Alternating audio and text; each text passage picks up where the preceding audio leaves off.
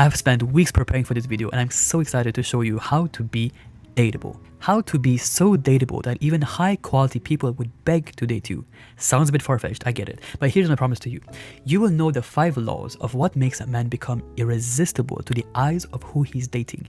These are the same laws used by the greatest of charismatic people out there, both in past history and modern history. These are timeless laws used over and over again to capture the hearts of who he's talking to. Let me put it this way. If you want more charisma, if you want to make a good impression in your career, if you want to succeed in sales and business, or if you just want to find a high quality woman, it is crucial to be seen as attractive and having people enjoy your presence in multiple settings in life. And that is what I'm going to show you. So here is what we're going to go through throughout this video. First, we're going to cover the law of pure intentions, the law of detachment, law of the big 3, which is a very important one, along with the quick tip, which I like to call the Opa energy, the law of conviction, and finally ending up with the last law, the law of resilience. First law, the law of pure intentions. To be dateable by high quality women means having pure intentions with them. Now before I go any further, I need to clarify something. You see, everyone wants high quality men or women, but people don't get how high quality people are a different breed of their own. It's a bit hard to explain, but there's a high sense of emotional maturity, accountability, and a deep level of connection that is required by high quality people. Now, how do you create a deep level of connection with a high quality woman?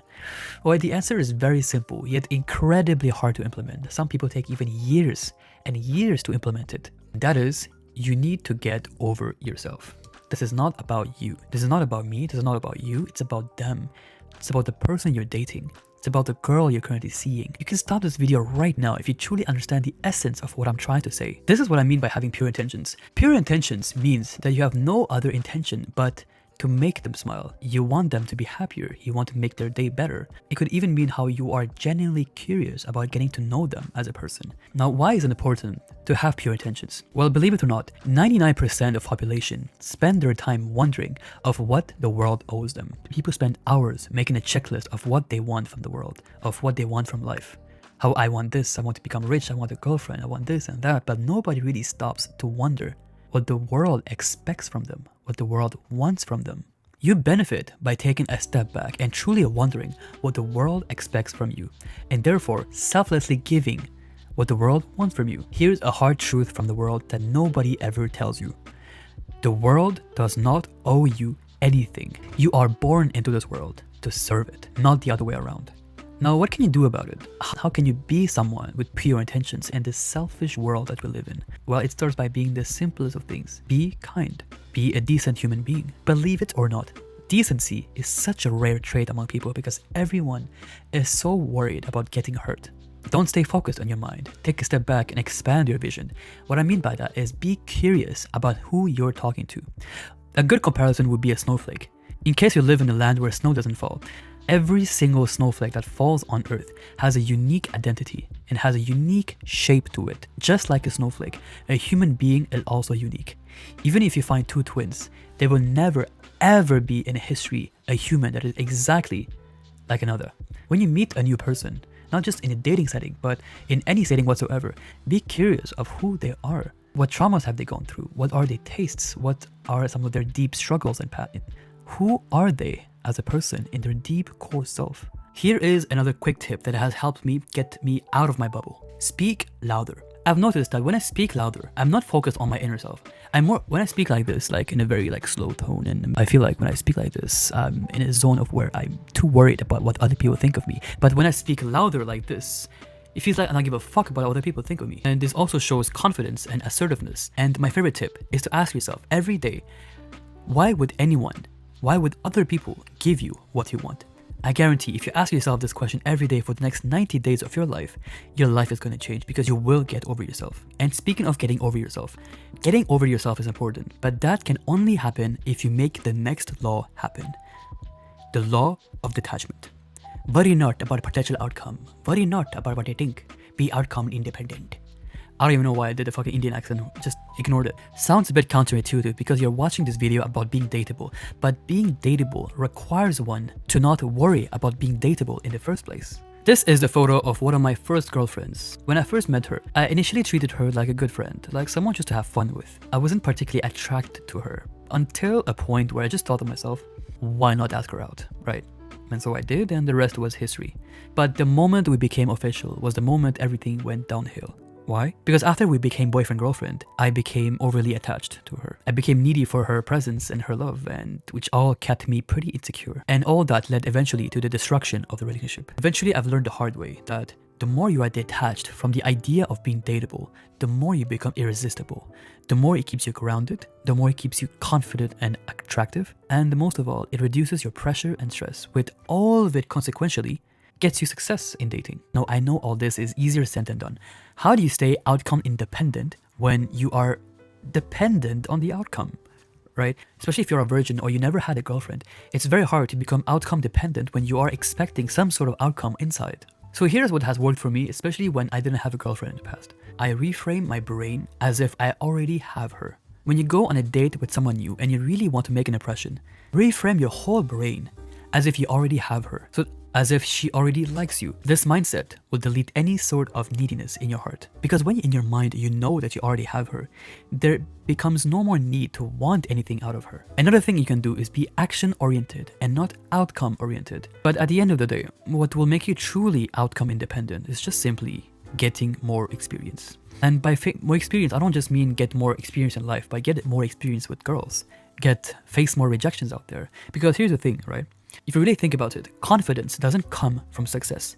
It comes from surviving failure. I like that quote, to be honest. A lot of people think that confidence comes from winning and succeeding in life, but how can you even succeed in life if you don't even face any failures in life? All in all, being detached and having pure intentions could make you miles ahead in dating. However, it certainly will not be enough to attract people. In order to be seen as desirable to women, absolutely need to follow the next law. The law of the big three. There are looks, status, and masculinity. Ladies and gentlemen, I'm about to answer the age-old question of what women want. With the law of the big three, I will not only explain why nice guys finish last, but I will also explain why girls typically tend to go for the bad boy stereotype. And I will also explain to you why the bad boy hardly ever manages to sustain relationships.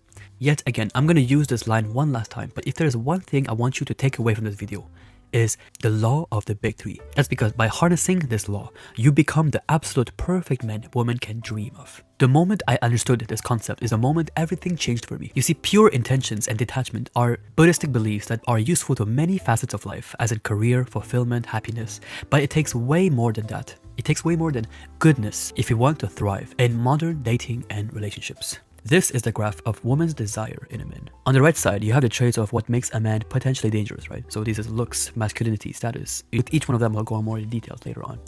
And on the blue side, the green side, you have the good boy traits. This is what makes a guy fun to be around, loyal, emotionally available, financially secure, someone pure attention, like I mentioned. The main thing men don't seem to understand well until later in life is that these traits are what generates attraction, while these traits generate security. And it's not even your fault to misunderstand these things. Everyone in the whole world tells you to be these, right? The media telling you, even girls are telling you to be kind, to be loyal, to be secure, right? Every time I go out on a first date with a woman, there's one question I like to ask a woman, and that is, what do you want in a man? And every single time I get the same predictable answer. I want someone nice, I want someone secure, I want someone kind, loyal, this and that. However, when you look at their behavior, you can't help but to notice that girls have still that inclination towards the dangerous kind, right? And that is because at the end of the day, what triggers attraction in a woman are not these factors. If you're watching this, you might have high points when it comes to security, right? You're most probably a kind person that doesn't want to hurt people. Chances are, you score high in security, but low in attraction. And this is why we need to amp up your attraction points, and I'm going to show you exactly how to do that. First things first, looks. If you didn't know it already, looks are incredibly important for both men and women. Anyone who's telling you that looks don't matter to girls is rooting for your downfall. There's a clear difference on how people used to treat me when I used to look like this versus the time I now look like this. As much as I don't like to admit it, people do judge based on the book's cover. Life just becomes infinitely easier when you are perceived to look better in the eyes of another. Now, how do you do that? Well, look at girls, for example. Look at the time they take to get ready every time they go out, and you need to have the same mentality when it comes to looks. Sometimes I find myself disappointed in men because so many men nowadays find it gay to prepare yourself to go out. But there's nothing gay about it. Every time you go out, you need to go out as if you're going to meet the love of your life every single time you go out. This means taking care of your hygiene, clean your cheeks, smell good, put some deo, perfume, take care of your fashion, be aware of your skin tone and be aware of your body shape so that you can make decisions based on those factors, right? Pay attention to your facial hair, the hair on top of you, and most of all, do not skip on the gym. There are just some things in life that you cannot skip, and gym is one of them. One thing to be aware of is the beauty standard in your own country, in your own city. If you are in South Korea, for example, facial hair might not be deemed as attractive, right? I might tell you to grow your beard and make yourself look good, but in some places, beards might not be the best option for you. So be aware of the beauty standard that your ideal girl wants. Status. Status is interesting because it isn't necessarily the number of followers you got, right? But rather, how much power and respect you have in your respective environment. This is how likely you are to make things happen. Do you have a social circle? Do you have a good social circle? How much can you make shit happen thanks to your financial freedom? And very importantly, how likely are you for other people to like you? Let's do a quick exercise. Look at these two thumbnails. One has been done by me 10 months ago, and this has been done by BetterHelp around a year ago. One is way longer than the other, therefore you're much more likely to save your time if you watch this. And one is obviously more attractive than the other. So tell me, which one are you more likely to click? If you are like most people, you would click on this one. Why? Well, number one, you know his face, right? He's BetterHelp. He's quite popular in the self-development industry. But even if you didn't know his face, you would still click on it. Why? Because you take a look at the view count. This guy has 1 million views, while this guy barely struggled to make even 100 views on this video. The fact that this guy almost have 1 million views shows that this guy has earned the trust of people. People like what is already liked. People trust what is already trusted. People love what is already loved. And this is the same thing with girls, but times 10. Girls love when you're already loved. And this is called the halo effect. And that is the power of status. Status is actually so powerful that you can be the ugliest piece of shit in the world. You can be the most asshole of all the kinds. You can be the most disloyal person ever. Yet if you have high status, you will be miles ahead in the dating world. Now, masculinity. I find masculinity an interesting topic because its definition varies across cultures, across time, centuries, and even amongst individuals. But in the grand scheme of things, these are the list of things that makes a man attractive in multiple centuries, in multiple cultures, in multiple times. You can pause this video to take notes of all of these traits. However, at the end of the day, there are 5 traits that govern all of these traits at the same time, regardless of culture, individual, or time. And these are strength, which is physical strength, mental strength. Accountability, which means how responsible you are, how likely are you to accept responsibility and be accountable.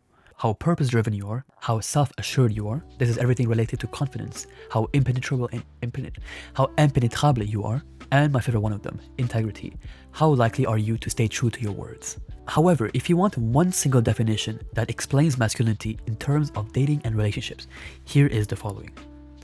It is the art of navigating properly the masculine contradictions by remaining authentic. I don't even know why I did the French accent, I apologize. Masculinity is determining how to be dominant without being too soft or controlling. Masculinity is navigating between the ends of emotional unavailability and weak and seek to have balance to be vulnerable. Masculinity is figuring out how to be dangerous without being too narcissistic or psychotic and not even too secure at the same time. Women are complicated.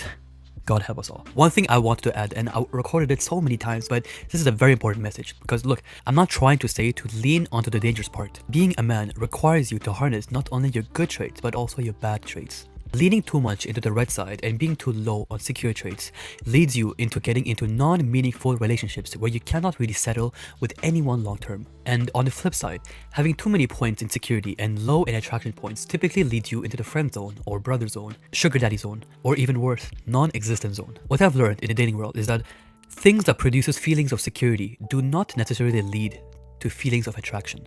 And vice versa, things that lead to attraction do not necessarily lead to feelings of security.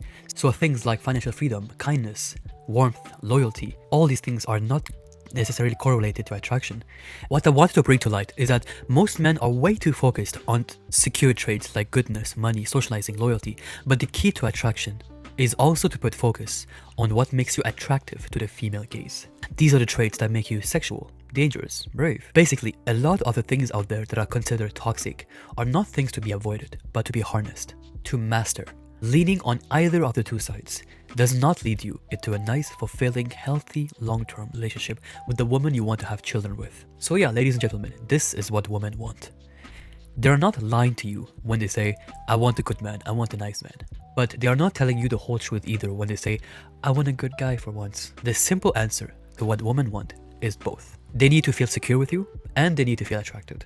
Maximizing your points in security and attraction is a key for a better relationship, a better marriage, a better likelihood to attract a woman to your life, and to literally every single thing related to your love life. If you want to know how to hit this perfect middle part, you need to take a look at the daddy energy or the oppa energy.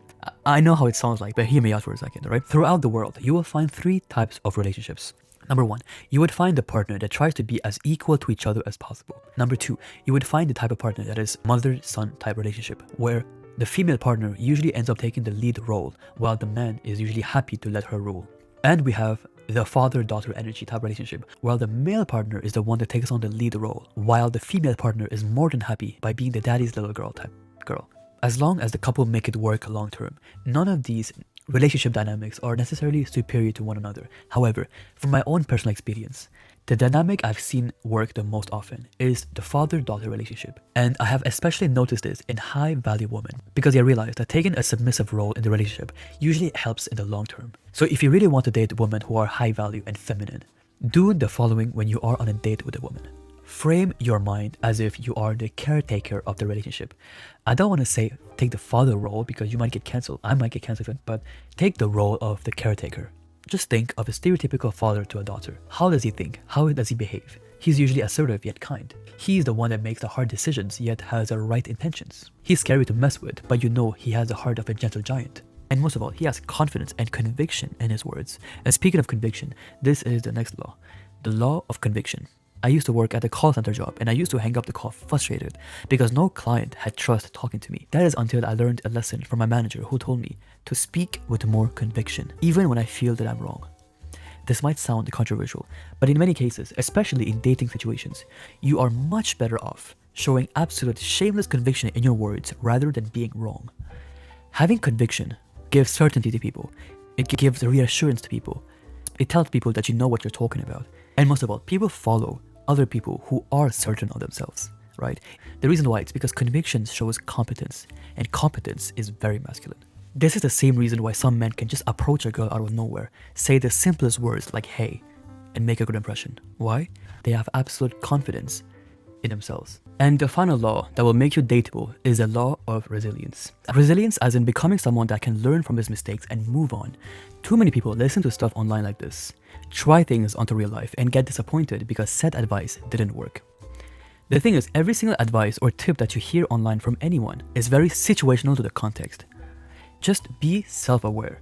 Not every tip, not every advice I gave in this video or does any type that anyone gives you in any video is applicable to every single scenario. You need to build self-awareness. You will get rejected God knows how many times, right? You will fail. You will build social anxiety. So many shit can happen to you in this dating world, but you need to be able to bounce back no matter what. Do not let your failures set you back. Stop taking everything too hard. I was 18 years old when I entered the dating world and I didn't even know what to expect. I've consumed so many relationship and dating advice online and most of them, even 80% of them that I tried completely failed. But I kept going. I've learned that not everything that you find online is true, but not everything is necessarily false either, right? Everything is very situational. There's no really a black and white answer to anything. If you are new in the dating world, you will face countless rejections. I've lost count on how many rejections I have been through, but really it is a painful process. But if you are resilient and you make out on the other side, the reward is high. The more failures you go through, the more resilient you become as well. Ladies and gentlemen, well, probably just gentlemen to be honest.